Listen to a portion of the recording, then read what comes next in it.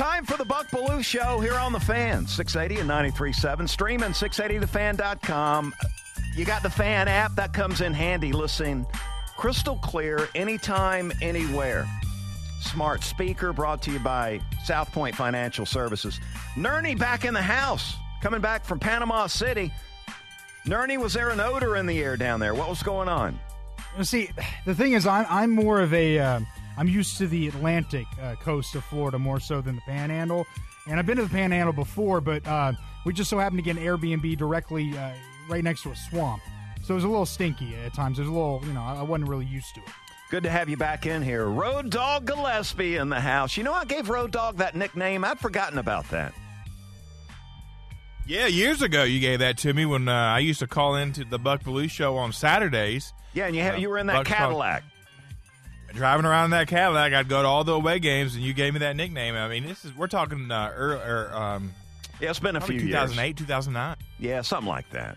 Just seems like a couple of years ago. DT here today. You ready, DT? I'm ready to go. Yeah, right. that Road Dog moniker is all over the place, not just 680. Yeah, I should get some money off that. Buck Belue Show sponsored by Wellstar Health System. Not just health care, people care. 10 o'clock hour on the Fan brought to you by the Haug Law Group. Can't spell Haug without the U, the G, and the A.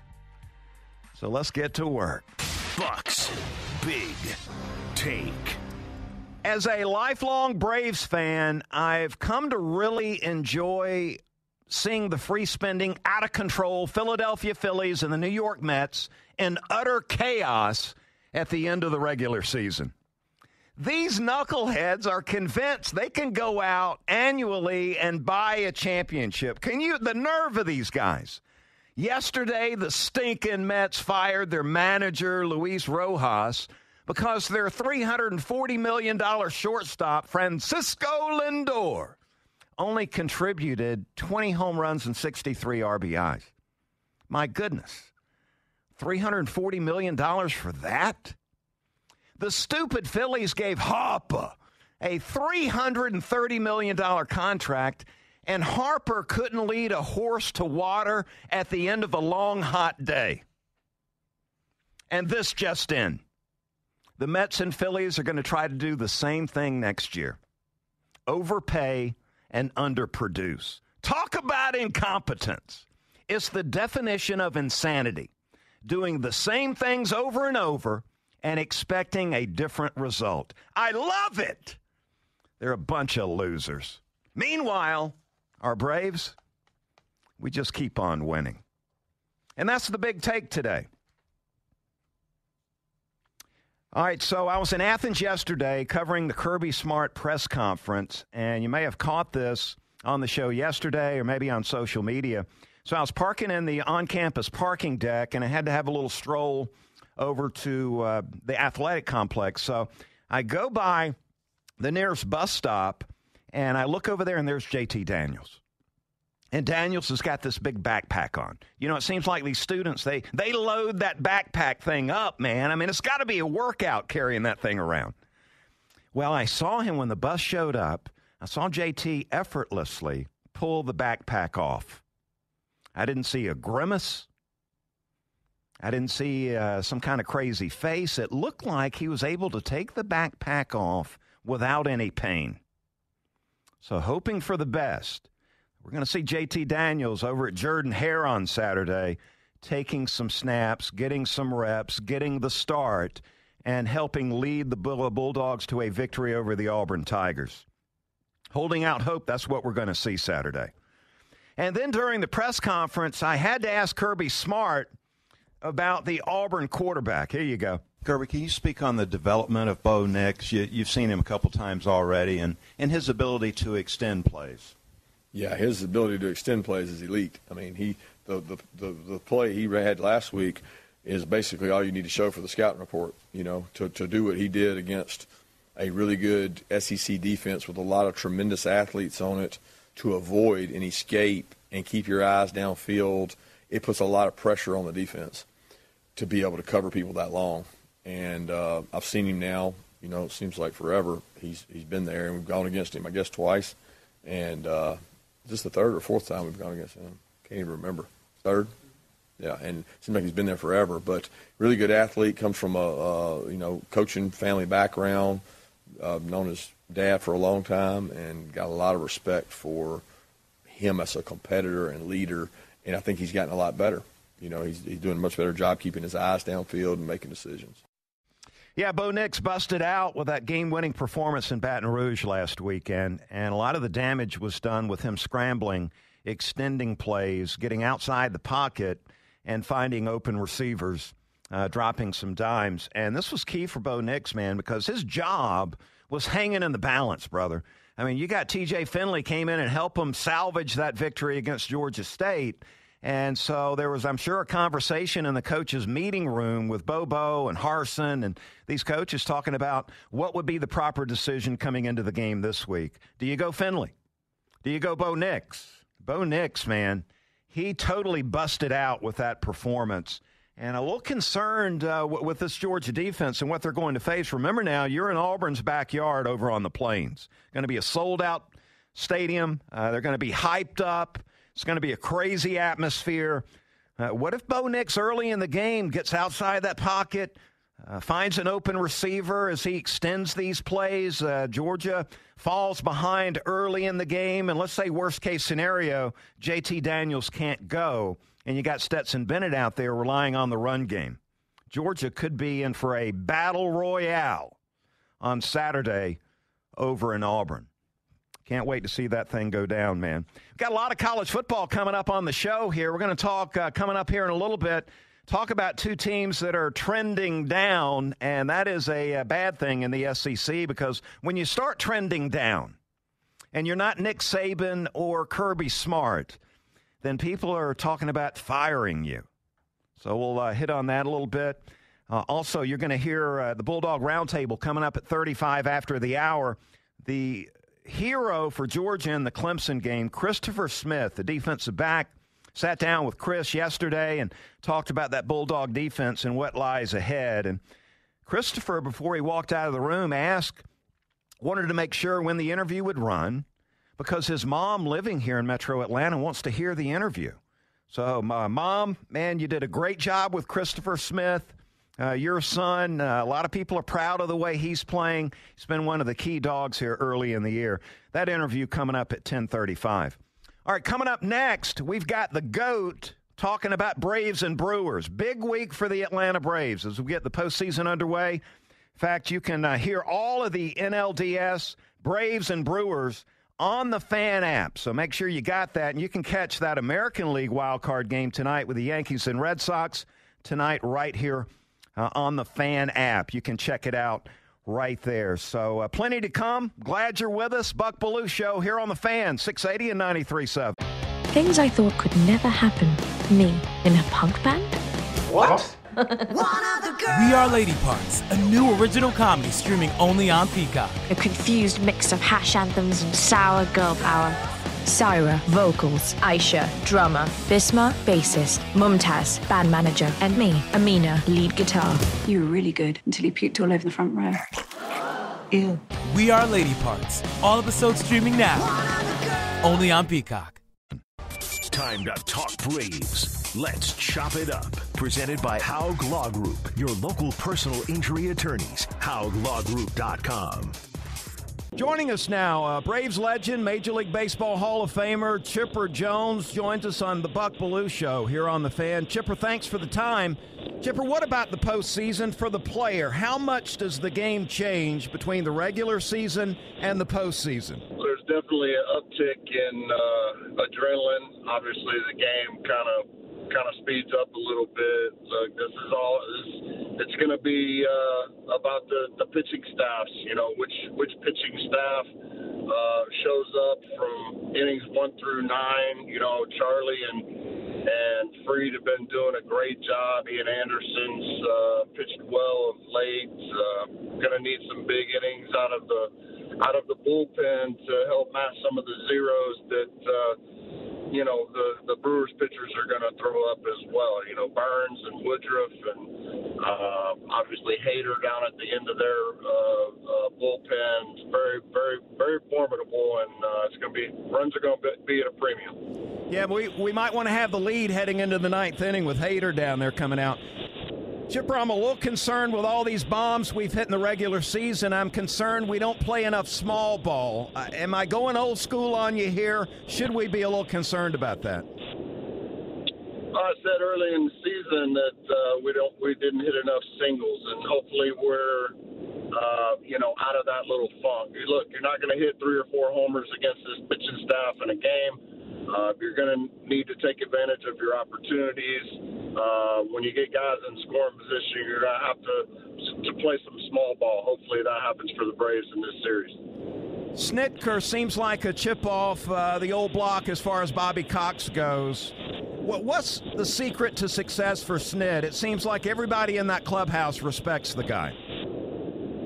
Consistency. You know what you're going to get every single day out of Snit. Doesn't change his mentality. Doesn't change his demeanor. Whether you're on a winning streak or a losing streak, doesn't matter. We're worried about that particular game, that particular day, and I think the players really appreciate the consistency day in and day out from Snit. Chipper, do you feel like a big brother to Freeman? And how proud are you of the season that he's had coming off that most valuable player season a year ago? And, he should be in that conversation again this year. Whether he stays or goes, I'm concerned about that. But how proud are you of Freddie Freeman? Extremely proud. I mean, getting to play with him for the last 2 or 3 years that I was in the league was, big for me, big for him. Got to take him under my wing and kind of pass the torch to him, if you will, and to see him really mature into not only the great player that he's become, but the leader that he's become in that clubhouse. I said it from the time I started contemplating retirement that you're looking at the number 3 hitter of the future, and he certainly hasn't disappointed. And obviously, winning MVP last year, being in the talk this year, tremendous sense of pride to watch his development. He's not going anywhere, is he? You're asking the wrong guy as far as that's concerned. Obviously, I know he and Alex have had some discussions over the last month or so, but only time will tell. We'll see. Right. What do you think the keys to the Braves winning this series? What would those be? You need to get length out of your starters. Got to get minimum 6 out of Charlie and Fried. Really feel like they need to get one of these 2 games, here in Milwaukee this weekend. I think if they can win the first game and really throw a dagger into Milwaukee's hopes, because you go out and beat their stud in the first game, man, that can really sway momentum in our favor. And obviously, having the middle 2 games at home, you feel good coming back and getting some W's there. So I think a split in these first 2 games and a lot of length out of our starters, and we could be in for a nice little series. Chipper, what about this core we've got together? Albies, Riley, Swanson, Acuna, just to name a few of them. We should be in the mix for the next 5 years in the postseason. Yeah, there's no doubt. I've said all along this team's set up for the long haul. Got a lot of good young players signed. They're going to be together for a while. They won 4 straight. As we sit here now, I would not be surprised to see them go 8, 9, 10 years in a row of winning this division. Should get Soroka back here pretty soon. That bolsters the pitching staff as well. Who knows? They might even make a run at 14, and rival what we did back in the day. Yeah, great having Chipper on. He joined us on the Hobson and Hobson Newsmaker line. And if anybody knows the postseason, it's Chipper Jones. 93 postseason games. He played in 11 NLDS series, 6 National League Championship Series, and 3 World Series. This guy been around the block as it relates to the postseason. And as far as the core goes for the Atlanta Braves, we're talking Albies, Riley, Swanson, Acuna, Fried, just to name a few of the guys right now. Look at what's going on in the minor leagues, too. I believe Ben Ingram was pointing this out. AAA, The AAA team, man, dominating in the International League. You got AA, I believe, was the runner-up. The Braves AA team. High A, Braves were champs. Low A, the Braves were champs. Got a lot of good talent down there on the farm. I bet the Mets and Phillies are really, really jealous of that. Great having Chipper on, by the way, as we get ready for postseason baseball here in Atlanta again, man. Looking forward to it. Now, well, it's time for the Buck Belue Show NFL Top 5. The best in college football and the NFL. 5, 4, 3, 2, 1. It's time for Buck Belue's Top 5. All right, this week, receiving consideration. No, not the Falcons. Did consider the Chiefs. Off to a little bit of a slow start, aren't they? 2-2 right now. The Chargers looking really good last night. The quarterback is getting a lot of love around the league. And the Cowboys, man, I'm not afraid to admit it. I considered the Cowboys. All right, dropping from number 1 down to number 5 this week. The Los Angeles Rams. Man, they laid an egg against the Cards this past weekend. Rams still in that top 5, but they go from 1 to 5. Checking in at 4. They dropped from 2 to 4 this week. Tom Brady and the Tampa Bay Buccaneers barely edged the Patriots on this emotional night for Tom Brady. Buccaneers checking in at 4. Jumping into the top 5 this week, as I call them, the Phoenix Cardinals. Beat up on those Rams, man, and looked impressive doing it. That offense looking good. Defense not playing too bad either. Phoenix Cardinals checking in at 3. Moving up from 3 to 2 this week. The Bills Mafia, they're going to love this. The Buffalo Bills checking in at number 2. Talk about a shellacking, a whitewashing of Houston, 40-0 this past week. Bills looking good right now at number 2. Number 1. I'm going A-Rod and the Packers right now. Knocked out Pittsburgh. Apparently, the Packers, after that debacle in the season opening game, looks like to me A-Rod and the Packers are back on track. So this week, Buck Belue Show Top 5 in the NFL. You got the Rams 5. Come on, Stafford. You got the Buccaneers 4. The Cardinals 3.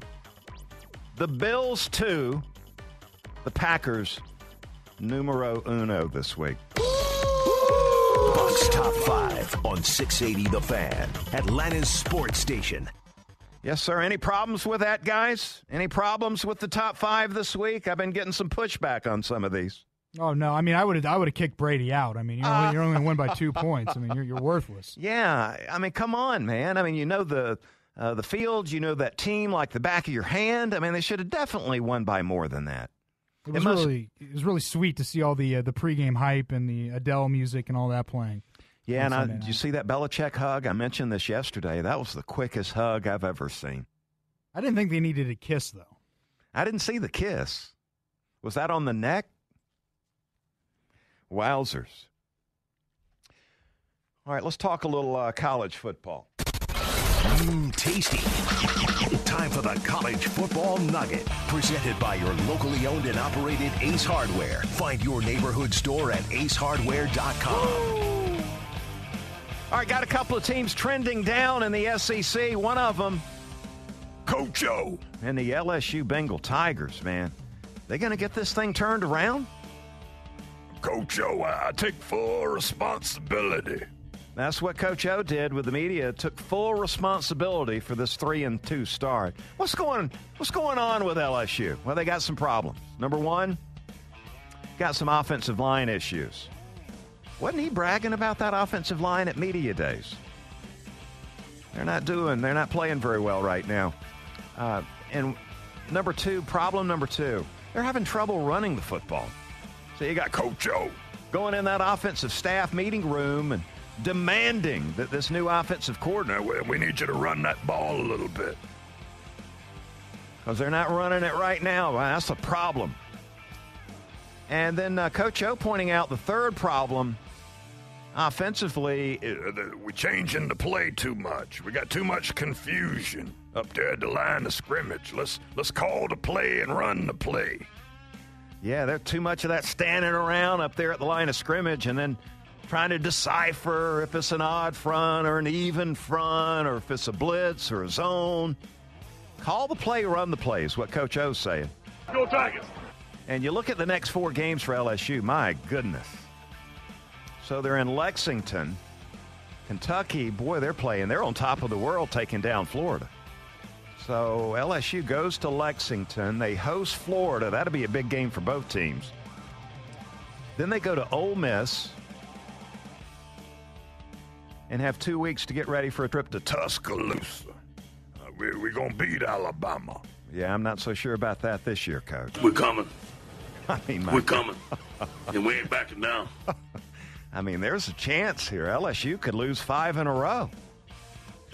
I'm just saying, Coach, hope you survive down there, brother. And then how about those Florida Gators, man? They're trending down. Look at them right now, 1-2 in the SEC. Now, look, they're going to beat up Vanderbilt this Saturday. Get it to 2-2 in the SEC, but then adversity hits. As I just mentioned, the Gators pack up and leave the swamp, and they head down to Cajun country down at LSU next week. Then the next time they take the field will be in Jacksonville, taking on Georgia. I think that Georgia defense is going to make them one-dimensional, and I don't believe they're built to throw the ball around this year. I'm just saying. Could be another 8-4 season. Now, I was talking with one of my sources down in Gainesville, Florida this morning. And some of the sports talk radio shows, there are Florida Gator fans calling up wanting Mullen fired. That was quick. He's got a lot to clean up down there. What, they have 15 penalties this past weekend? Special teams blunders. Can't really throw the ball. It's like the Florida Gators could be in a heap of trouble.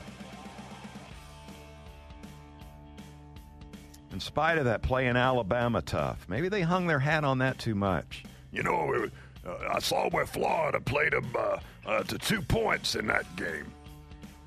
Well, it's still an L.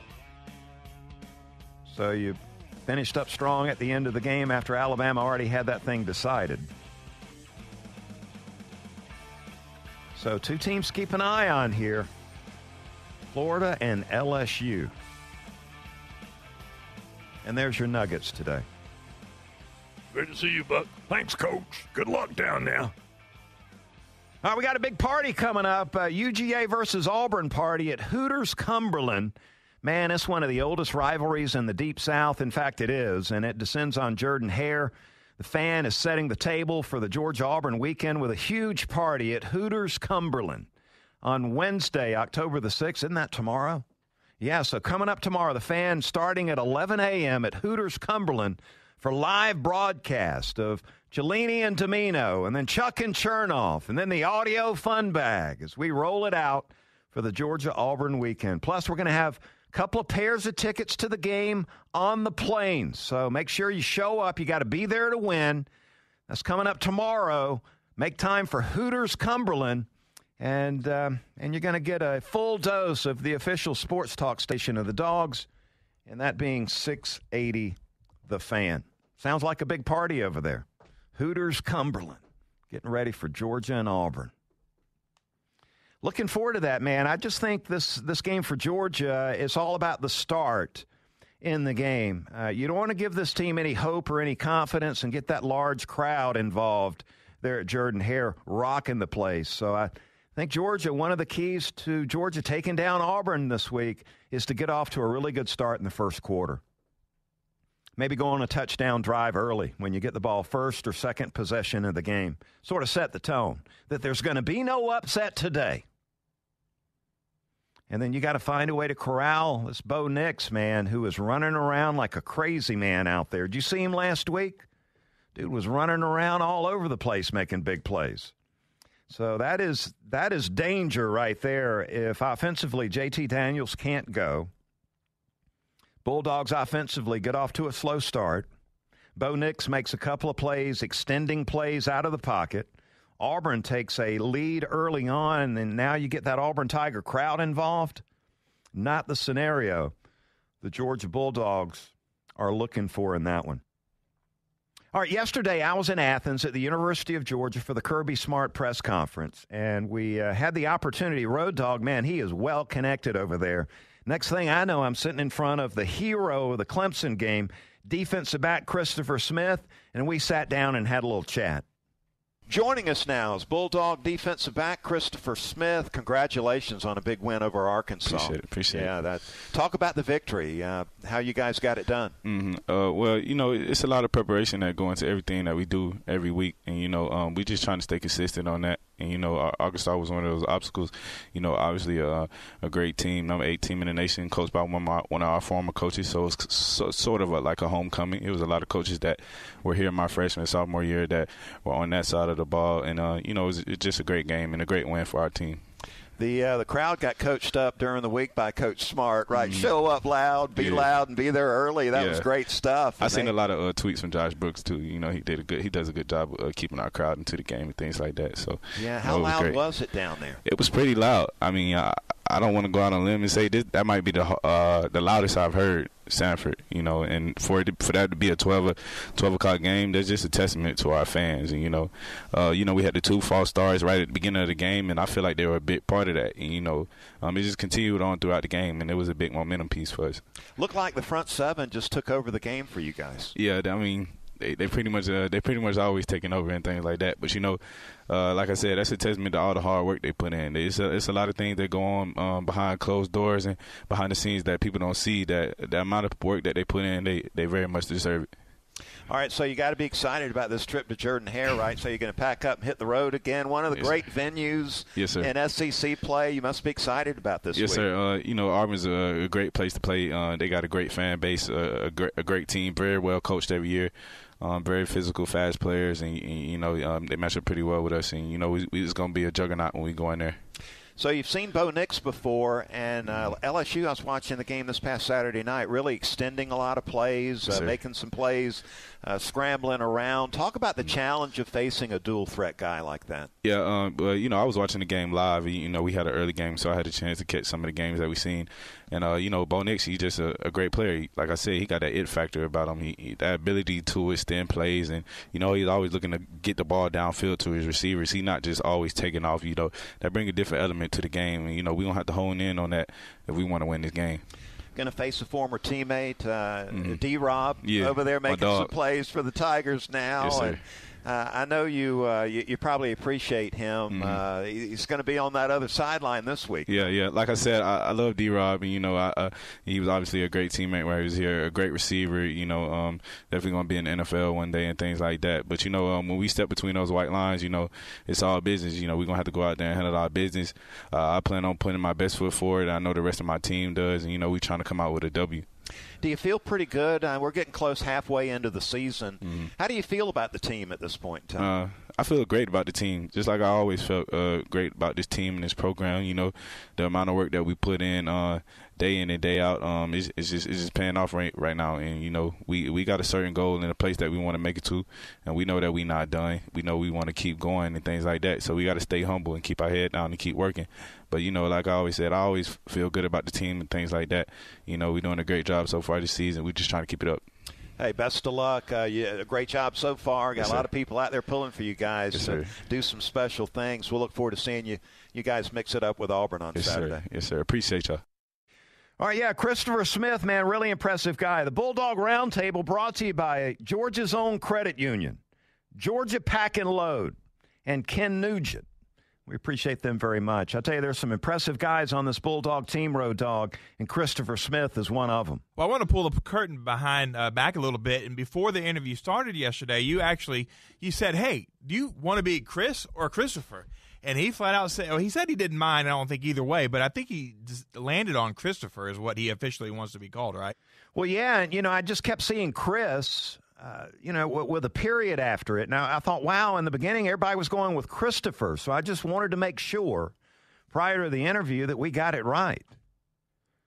And looking forward to the Bulldog Roundtable tomorrow. Road Dogg, you're lining up all these players and some very impressive guys. We got another one coming up tomorrow on the show, and a guy that I was really promoting early on.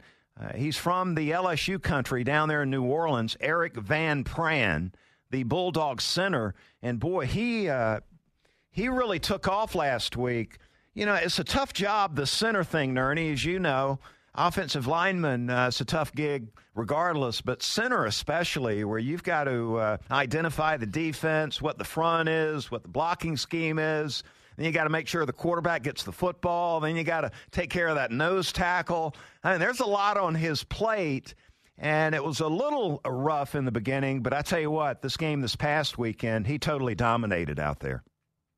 So looking forward to Eric Van Pran. You can hear that tomorrow on the Bulldog Roundtable. Thanks to Georgia's Own Credit Union, Georgia Pack and Load, and Ken Nugent. Coming up next, Nern, I believe you've got the takeover, and then we'll have the final word, and I'm looking forward to the final word today. It's the Buck Belue Show here on The Fan, 680 and 93.7.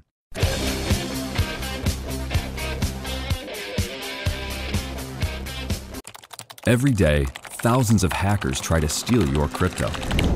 But Arculus uses air-gapped technology by forming a protective barrier that insulates you from hackers and secures your crypto. Order yours at getarculus.com. It's the Buck Belue Show on The Fan, 680 and 93.7. Remember now, you can listen to all of the NLDS, Braves and Brewers, on that Fan app. Crystal clear, anytime, anywhere, man. Lean on that Fan app. And also tonight we get the postseason underway with the American League wild card game. The Yankees and the Red Sox, you've probably heard about this.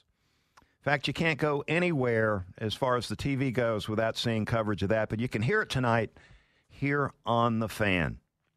So, Nerney, you've been on vacation, man. I've got Plan B ready if you're not ready. Oh, no, let's do it. I can spitball here. So it's time for the takeover. All right, Buck. You play lottery at all?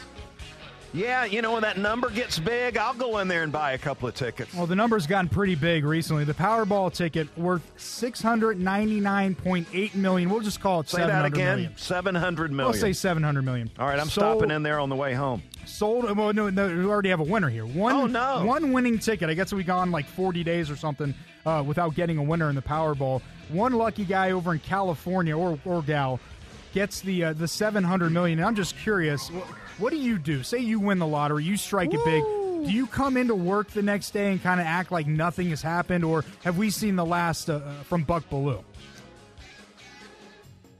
Yeah, probably. Yeah. I'd come back in and gloat a little bit. Right. Give you guys a goodbye, that kind of thing.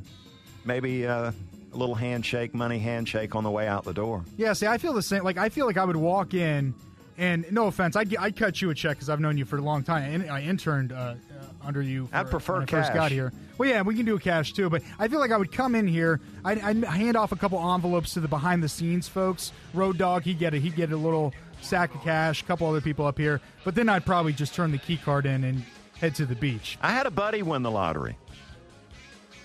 Yeah? How much did he win? Years ago. He was a college roommate. He went to this little convenience store in Norcross where he lives and won it big time about 10 to 15 years ago, best I remember. Do you know the dollar amount on that one? I won $70 on a scratch-off. I think it was around $10 million. Wow.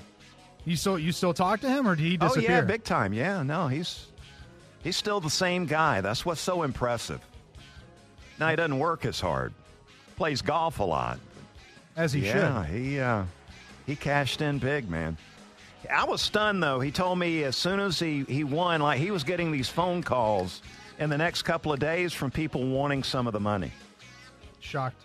Can you donate to this? Donate to that? Yeah, you might want to run and hide if you ever win it, Nerney. And let me ask you this. What do you think about renaming the MLB MVP award? I'm starting to think. Well, I just got hot, man. I was looking at Twitter, and I saw where Major League Baseball just put out. Yeah, here we go right here. MLB. So who's your MVP? And let's see. He's got Tatis from San Diego. He's got Harper from Philly, and Major League Baseball has Soto from the Nationals. None of those three guys' team made the postseason. No, and this is my problem with the MVP. Now, if you want to call it the most outstanding player, then fine. Those 3 guys can be up there. But if you're using the word valuable, first off, what's the root word in the word valuable? Well, you're trying to win. Well, yeah, but it's value, right? What does value mean? Value means that you're getting a lot of bang for your buck. I mean, if you're looking at what the definition of the word is, there's nobody giving you more bang for a buck looking at contracts than Austin Riley. I mean, Juan Soto, he's about to get paid huge bucks. Bryce Harper, he's making almost $400 million. Tatis, he's there between $300 and $400 million. If you're looking for value, hell, it's the man Austin Riley who's putting up 30-plus dingers on a first go-round contract. Yeah, and look, I would vote for Ozzie Albies for the MVP because of what he's done this year. Energy, bringing it to the team every single day. And when it got broken down with these injuries, he kept showing up big. He hit first, second, third, fourth, and fifth in the lineup. What do you need me to do today? Be a power hitter? I can do that. You need me up at the top of the lineup getting on base? I can do that. I'm going to give you a Gold Glove second base. I'm going to provide energy to the team every single day, even when we had the slow start trying to get over 500. Freddie Freeman, I think, has got another good case. Look, he got off to a slow start, and so did the team. But when he picked it up, look what the team did. So I believe the Braves, with 3 legitimate most valuable player candidates here, I'm disappointed in Major League Baseball with this tweet they just sent out. Right, and Soto, I mean, your team is like 20 games under 500. You have no reason to be on here. Obviously, you're not that valuable. Bryce Harper, 0 for 15 in the biggest series of your team's season. Yeah, and he couldn't lead a horse to water. You're not an MVP. Tatis, San Diego completely bottomed out at the end of the year, went from the hottest team in the majors to nothing and out of the playoffs. How are these the MVP candidates? In a word, absurd. Ridiculous. That's the takeaway. Yeah. All right. We got a little extra time, though, if you want to hit it. You got some more there. So more on Panama City. The smell got you a little bit. How was the accommodations, the food? Well, food was great. So anybody that's been to Panama City has probably been to the Sharkies, right? Right on the beach Strip. There? Yeah, Miracle Strip. Is that what it's called? Yeah, man. Okay, yeah. Well, we had a really good. We're right across from Sharkies, so the food was fantastic. But, I mean, we also had a 6-month-old baby. The whole reason of us going down there was we wanted to send her to the first beach trip. I went to, I think, Daytona when I was 6 months old. So, yeah, we have to bring her down there, get her first fistful of sand in her mouth and all that type of Did you get all the photographs you needed? Oh, we got a lot of photographs. All right. Yeah, we got a lot of photographs. Videos? Yeah. Oh, yeah. You're always going to remember that. 100%. All right, now you need a vacation to rest up from the vacation. Well, yeah, now we have to see. Now the wife and I have to pawn the child off to grandma so we can go on our own beach trip, I think. Well, we missed you. It's good to have you back. It's good to be back. Anytime you need to get away, though, we've got a staff around here that can step up big time. Hey, I'll tell you, the only person in the world that had more fun than me down in Panama City, I think, is Urban Meyer. Yeah. And with that said, let's get to the final word. Raise your hand if you want Urban Meyer to become the head coach of your football team. Yeah, that's what I thought. I don't see any hands raised. Not one. Even the Gators wouldn't take him back to replace a coach who believes yards are important. Urban Meyer, an ego the size of the Pacific Ocean, in spite of his coaching career now spiraling out of control. Remember his first move when he got the Jaguars job? He hired that bully strength coach from Iowa, and they got rid of him before he even showed up for work. When the word got out, what a jerk he was. And then, remember the draft for the Jaguars? Look, Trevor Lawrence, that was a brainer. Remember they had 2 first-round picks, and they took Travis Etienne out of Clemson with that second pick, 25th pick of the first round. And then he admitted that he didn't really want Etienne, that he wanted the receiver out of Florida. And then at training camp, he put Etienne was working at wide receiver. And then remember he had Tebow coming in there trying to get a job as a tight end. And then he had Trevor Lawrence splitting reps with Gardner Minshew. He also had some criminals playing for the Florida Gators when he was there. And then now this viral video that may have gotten him a little street cred with the undesirables, but he looks like a fool, in my opinion. Look, I get it. The Jags were desperate when they hired this guy. But this isn't going to last very long in Jacksonville. 0-4 right now. It's going to get a lot worse than that. Trevor Lawrence, hang tight. I'm going to predict you're going to have a new head coach sometime very soon. Urban Meyer is a coach whose career right now is out of control.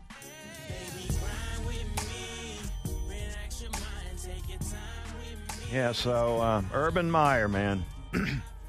Good grief. He's a tough guy to pull for. All right, man, we appreciate Chipper Jones hanging out with us today. Christopher Smith, good interview with the Bulldog defensive back. We're going to have some more of this coming up tomorrow. Hope you'll join us then. If you missed the show, you can find it, Buck Belue Show podcast. It's going to do it for us. Nick and Chris coming up next. Have a great rest of the day, everybody.